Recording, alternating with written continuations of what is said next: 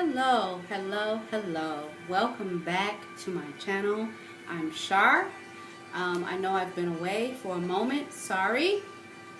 I try to come back with content, like good content, major content, and the celebrities and just people in general, things in the world. They never fail because it's so much going on from day to day, week to week, month to month. Um, so I feel like I'm always going to have good content to talk about. I just want to gather enough information to be able to um, make a decent video. So today I'm just going to talk about just a few things that's going on, a few people, a few things that's trending right now. For example, Takashi 6ix9ine. Let's just roll right into it. Takashi is a phenomenon, in my opinion. He is an urban legend. And if you don't know what the word urban legend means, or it's two words, look it up, Google it. Go to your iPhone and say, Siri, define urban legend. He or she, depending on the voice that you've chose, will tell you. Because he's not a rapper. Like, I don't know what Takashi is. He's just something that just came about out of nowhere, hit, became very, very popular, and don't nobody really know about him. Don't nobody really know what his deal is. And is he Mexican? Is he Dominican? Is he Cuban? What part of the Latin nationality is he really? I don't know anything about him. I believe he pretended to be tough. And to my understanding, he wasn't. Like, I heard that he was like really out here clout chasing in terms of really fucking with some guys that are really about the life, you know what I mean? Like, really out there. And he tried to come for them, basically. And when he tried to come for them, they actually came. They arrived, okay? And that is the start of his abduction or his extortion or whatever it was. I believe they took money from him, but I know I read and heard that jewelry got taken from him. Like large amounts of jewelry, like in the hundreds of thousands, if not millions. And again, I don't know how Takashi 6ix9ine acquired all of that. Was he really in the street? I don't know. I know he didn't acquire it from $1 million sales in his music, or did he? I don't know what he sings or raps. I've never heard any of his songs. So, yeah. So he's been indicted. He's in jail currently. It's trials going on, hearings, whatever. And he's singing like a canary, basically. He's telling he's fabricating what I've been hearing. He's name dropping like a MF. He mentioned Jim Jones being a Treyway Faye or Treyway or whatever that is. Cardi B being a Blood. Just so many things.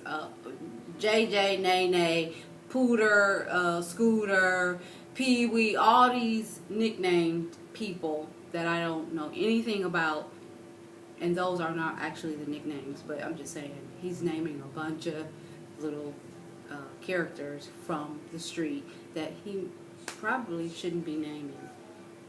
I don't know. So I don't know about him. I don't know about the outcome, what it is going to be. I don't really care.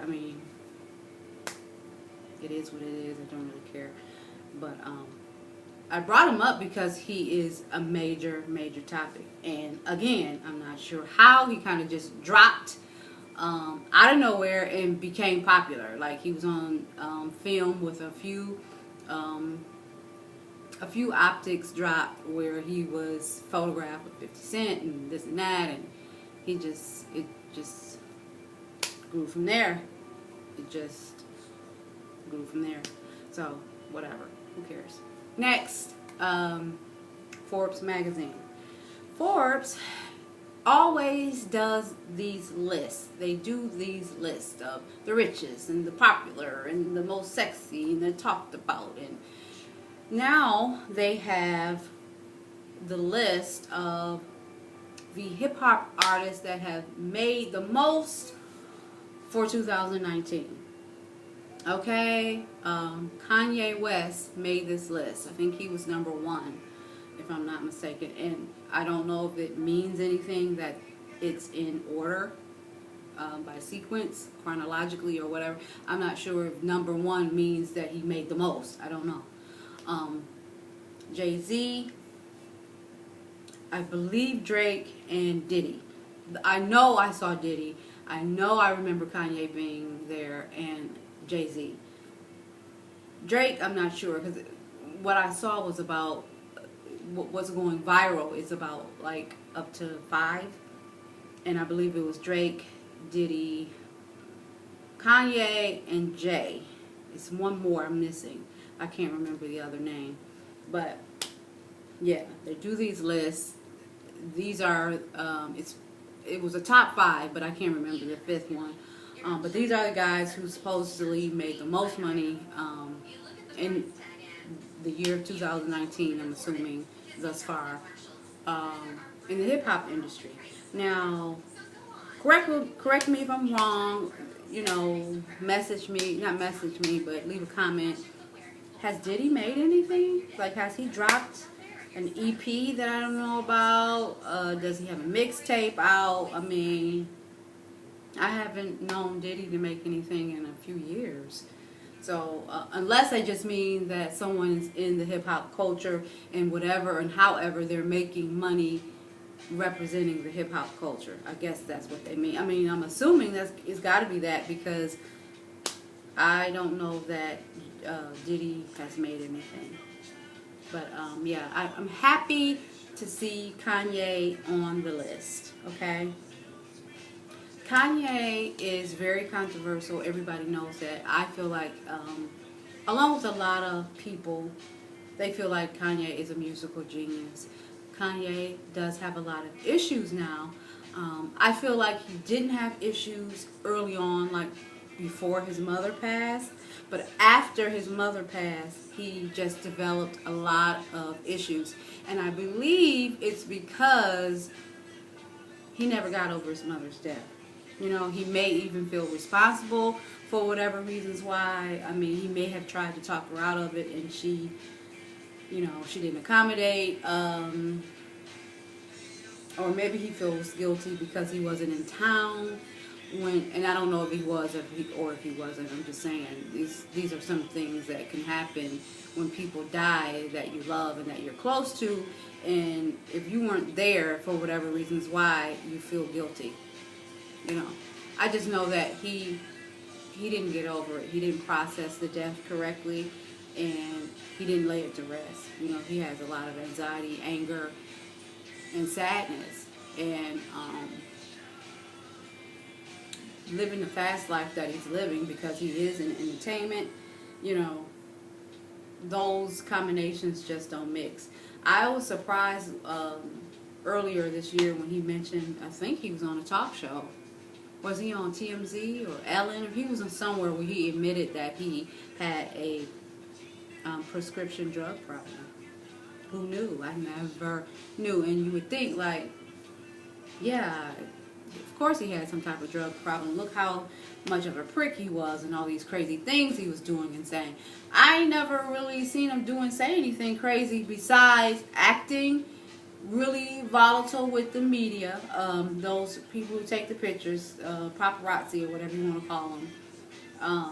But wasn't he doing that from day one? Like, he was doing that even when his mother was alive, I believe, because he just can't stand that camera being right there. So it's ironic that he is married to a woman who that camera being right there is a part of her career. You know what I mean? But maybe because they're on the show, he can control, I guess, what they're doing and filming and how far away they can be, you know, I'm assuming. But yeah, no, he's suffering from some mental illnesses, and he has admitted that. I think he said he was bipolar, if I'm not mistaken. But yeah, I hope that he can get himself together, because I think a while back when he was really, really angry about what happened with him and Jay in terms of the whole business deal being on Tidal and his debut of one of his albums, was it The Life of Saint Pablo? It was one of those albums where the first day it did not kick off very well.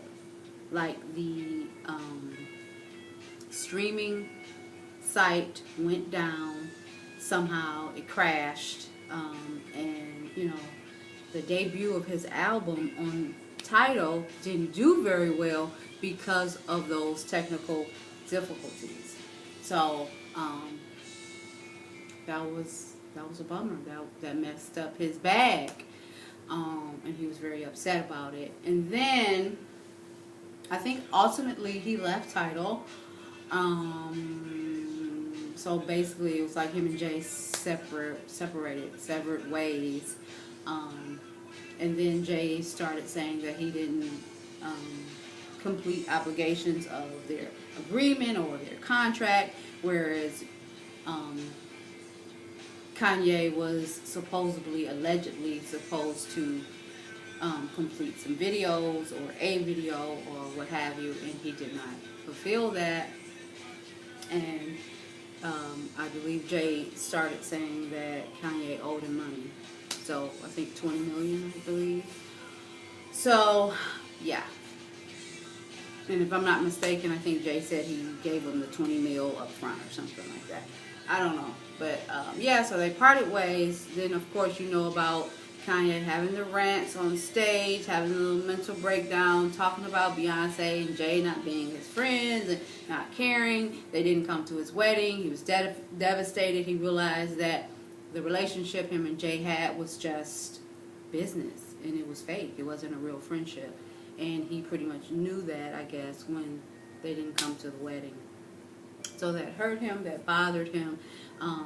Beyonce absolutely hates Kim Kardashian, Kim K West, whatever. She hates her, and hate is a strong word. I don't know if she actually literally hates her, but I believe she has a strong dislike for her. I mean, if you think back to that video that went viral, it was quite a bit of years ago. I think Kim K's baby, North, she was a baby at the time. Like, North is like, what, 4 now, or maybe even 5, I don't know. But she's tall, big, and walking. When this video went viral, North was like a arm baby sitting on Kim's lap. That video where they were at a fashion show, up front, first row, I forgot, I think it was Kanye's. That's when the video took place at Kanye's Yeezy fashion show. One of the first or second times he debuted his clothing line at Fashion Week, New York Fashion Week, and Kim had North on her lap, and North was cranky and crying and whining and just totally miserable. I mean, and to this day, I do not understand how or why Kim brought this baby to a fashion show. Don't she know that babies, or didn't she know that babies hate to be, I mean, they can't be confined and still and quiet for long periods of time. I mean, they're babies. They're going to be irritable and cranky and want to move, and, you know, the fashion shows are just long and loud, and it was never going to work. So that was kind of dumb for her to have a baby at a fashion show, now I must say. And Beyonce was sitting right next to Kim, shoulder to shoulder, and Jay-Z was on the other side of Beyonce. And the video showed where Beyonce was like this. Like, she's good from like for turning her back on you, and so she ain't even got to deal with you. She was kind of facing this way, and Kim was like right here, and you know, she totally looked annoyed. Like, she has a baby here, and the baby is loud. You know what I mean? So yeah, that video went viral. The picture went viral of her just looking totally outdone, totally annoyed with Kim ass. Okay, it's not the baby's fault. The baby is being a baby. You know what I mean? So I don't think it was toward the baby at all. It was really toward Kim making a terrible decision to bring a child to a fashion show like that. So yeah, after that, nothing. You know, they didn't want to have anything to do with Kanye and Kim, and it's so unfortunate. Because like I said, he got hurt. He felt like they had a real friendship, brotherhood. That's why he called him his big brother, but it wasn't like that for Jay, apparently. And so yeah, I think all these things played a part in Kanye's mental state in terms of him being angry and depressed, and I was getting ready to say crying, but not crying, but just angry and depressed, because things really just didn't go his way. And now I feel like with these Sunday services that he does, I think it's not food, but it's healing to his soul, mentally and physically and emotionally and all of the above. Like, I'm religious. I've grown up. My mom believes in God. Our family believes in God. I believe in God. We believe in the cross, the Holy Ghost, having a afterlife, either heaven or hell.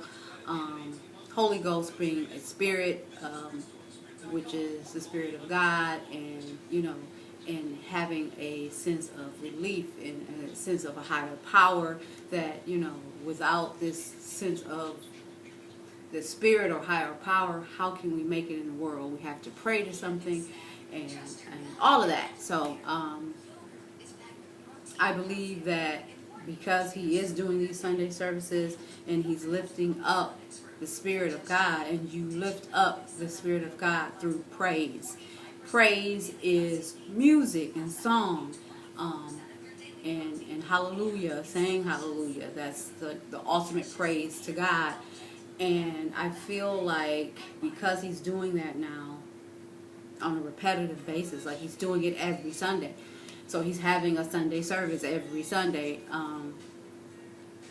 It's making him better. And it may even be healing him in a lot of ways. Like he can probably release a lot of anger and guilt that he had about his mother's death.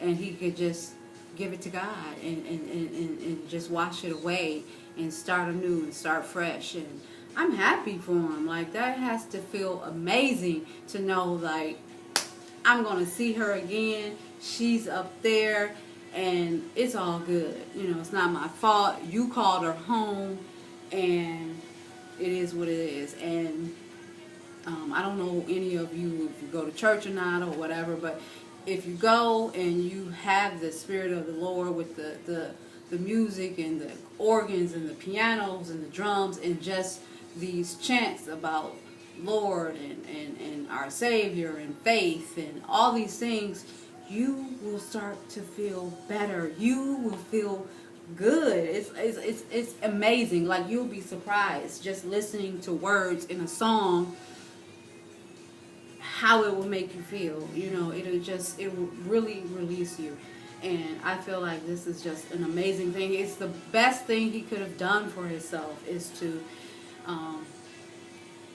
really not necessarily start the Sunday service, but that is a remarkable thing that he's able to go all around the world, city to city, doing it, but just getting into like a more of a spiritual side of himself. And kudos to him. I feel like it's the best thing for him right now.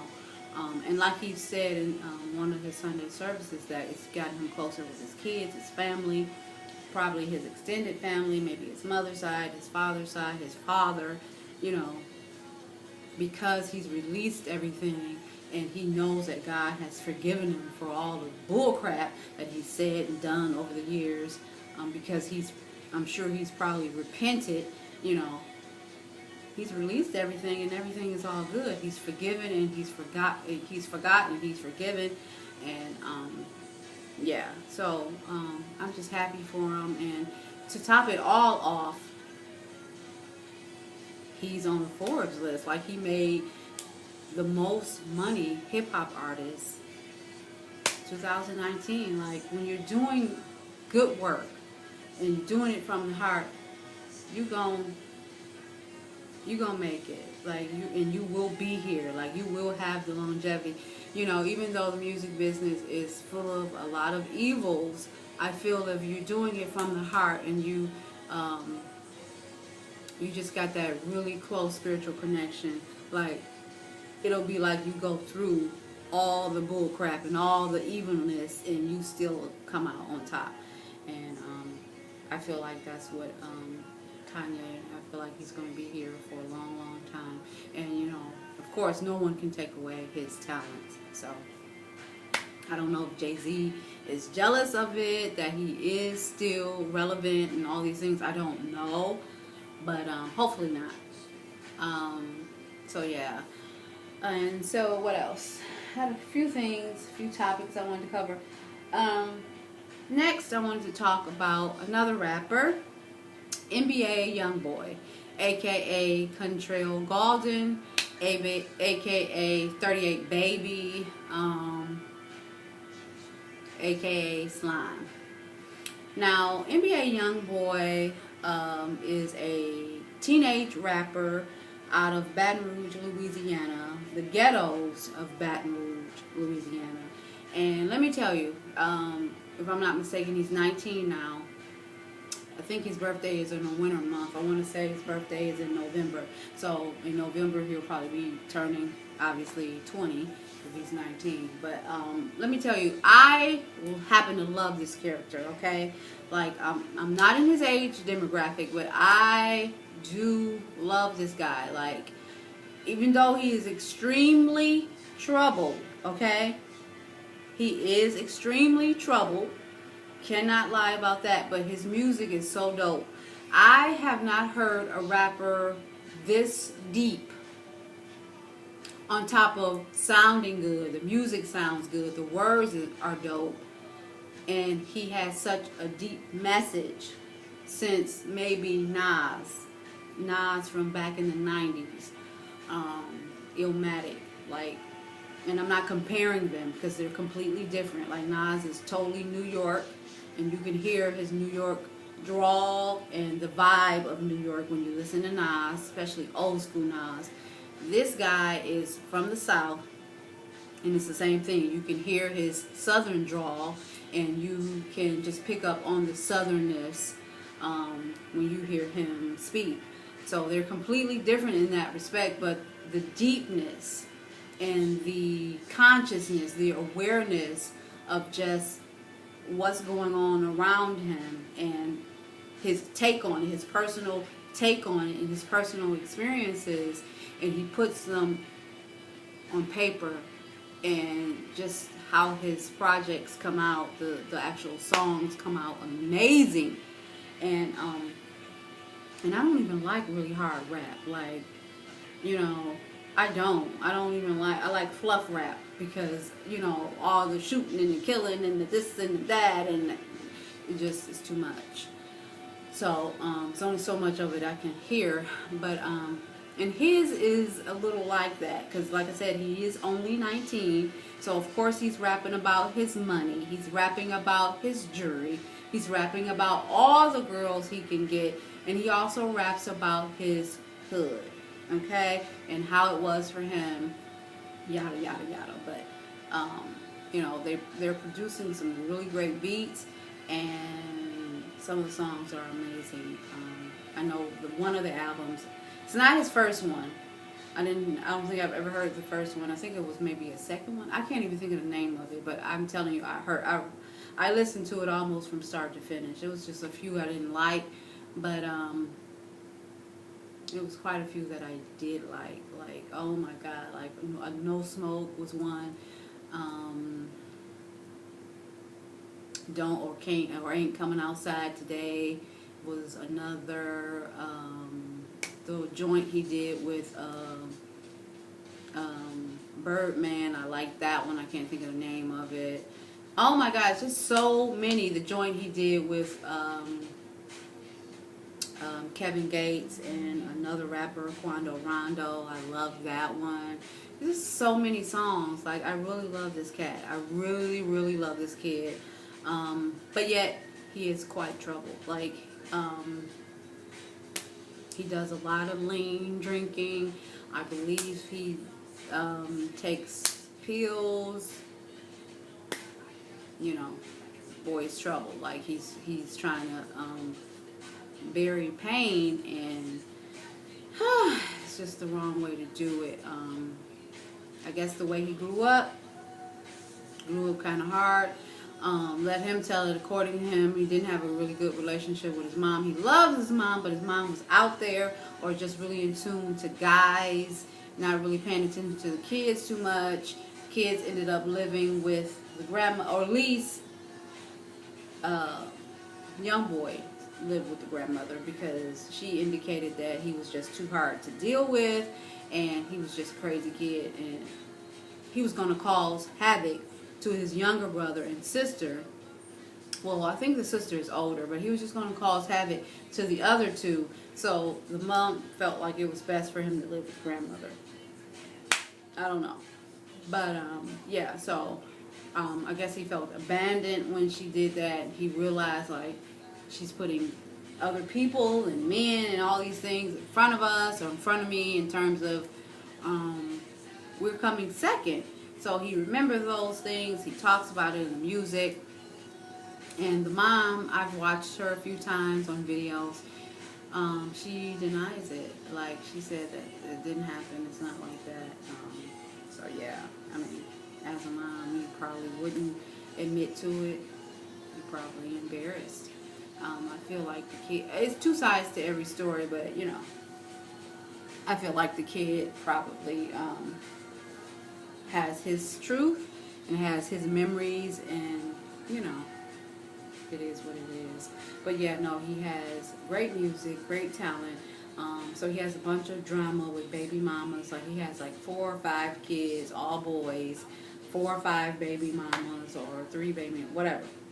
But yeah, there's stair step, and it's just crazy. The most recent baby mama is a little girl named Jania. And as far as the research I've done, I did a little bit of reading up on them on the internet. She seems to be the public favorite. Like, the majority of the people that are NBA YoungBoy fans happen to like Jania the most out of all the baby mamas. Don't know why. But I'm assuming it's because their relationship was the relationship that was more public. Their love affair played out in the public eye, because he pretty much had the little girl with him everywhere that he went at one point. I think they've been broken up for a couple of years now. Maybe 2015-16 or 2016-17, I think. Yeah, something like that. And so on stage, backstage, on tour, hotels, this city, that city, on the road, in the bus, on a plane, on the jet, everywhere. The little girl and him was together everywhere. And because of that, a lot of their relationship became publicized, and it's a lot of images of them just that was viewed to the public, because again, she was everywhere with him.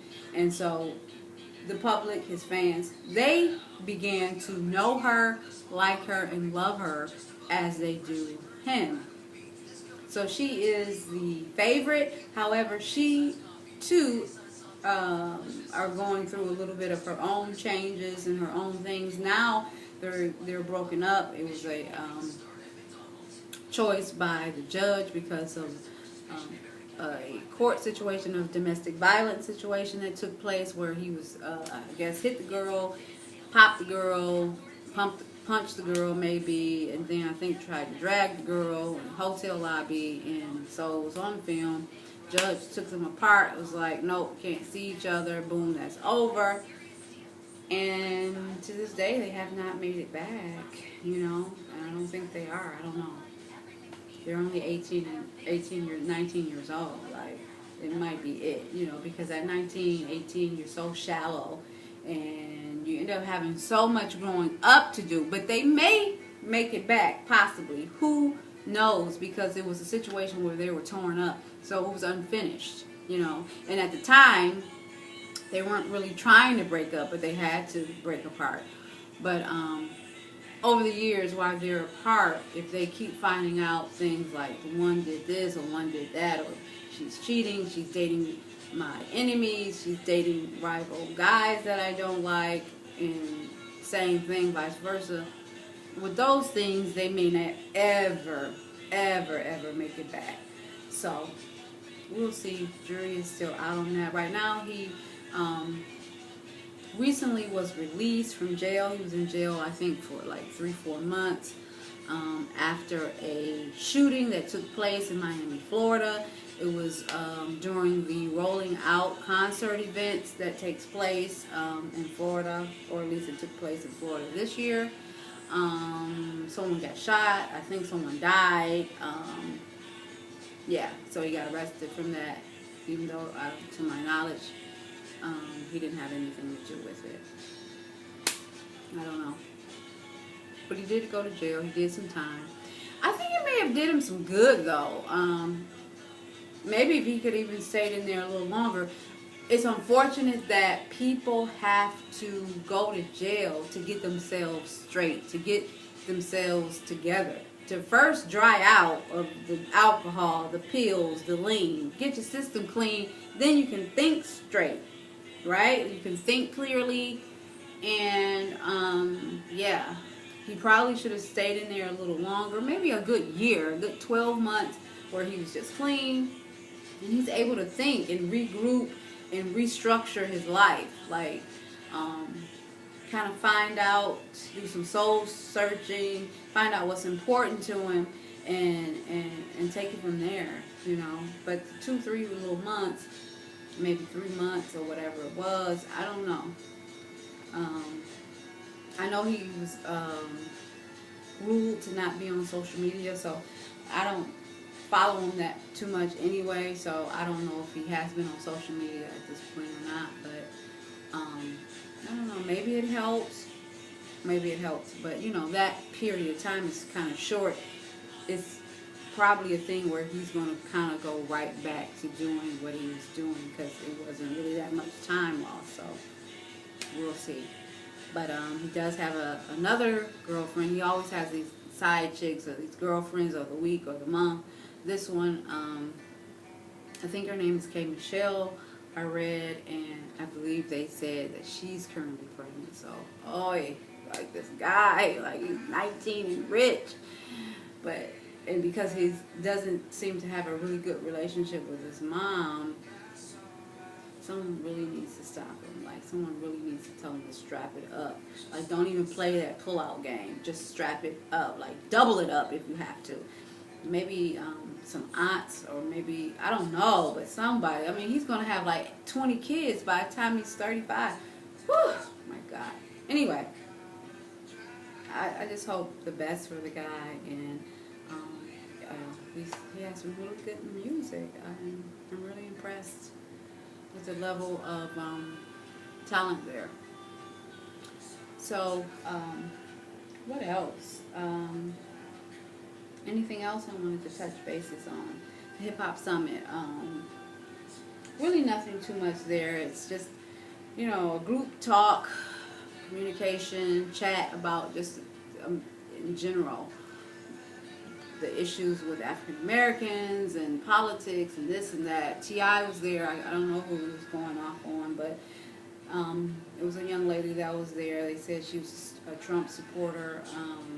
Not sure what her role was in the Trump administration, if any at all, but I guess she was really in tune with the term "Make America Great Again," and T.I. challenged her, and he basically asked her what period in time in history was America actually great, based on all the traumas that took place back in the day, you know, in history. There was slavery and abolishment of Jews, and, you know, the segregation of African Americans, and all these things that happened over the years where we were continuously fighting and being taken advantage of just to get our rights, just to have equal rights. So his stance is, when the hell was America actually great that we're trying to get back to? Like, we're continuously trying to make America better based on the things that happened years ago, but how was great and we're trying to get back there? What period?